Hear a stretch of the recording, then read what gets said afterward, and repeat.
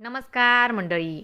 Star प्रवाहावरील लग्नानंतर होईलच प्रेम या मालिकेच्या पुढील येणाऱ्या भागामध्ये आपल्याला असं बघायला मिळणार आहे, रम्या व वसुंधराने पाठवलेले गुंड हे पार्थ व काव्यावर जीव घेणं हल्ला करतात आणि त्यामध्ये काव्या ही गंभीररित्या जखमी झालेली असते आणि पार्थ तिला सावरण्याचा प्रयत्न करत असतो, परंतु काव्या ही बेशुद्ध होऊन खाली कोसळते आणि तेव्हा काव्याच्या डोक्यातून भरपूर प्रमाणात रक्तस्राव होत असतो आणि हे पाहून पार्थ मात्र अतिशय घाबरून जातो.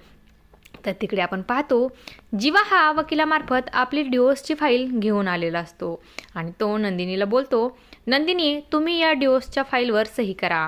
आणि तेव्हा नंदिनी देखील अतिशय दुःखी झालेली असते आणि ती बोलते, जीवा माझं काहीतरी ऐकून घ्या.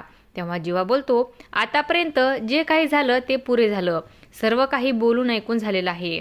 आता तुम्ही फक्त या पेपरवर सही करा. आपले दोघांचे वेगळे होणं हेच आपल्यासाठी योग्य आहे. आणि तेव्हा मानिनीला देखील खूप मोठा धक्का बसलेला असतो. तर नंदिनी मात्र रडत असते आणि ती रडत रडत पेपरवर सही करणार त्याच वेळेस पार्थचा फोन हा नंदिनीच्या फोनवर येतो आणि पार्थचा फोन उचलल्यानंतर तिला मात्र खूप मोठा धक्का बसतो.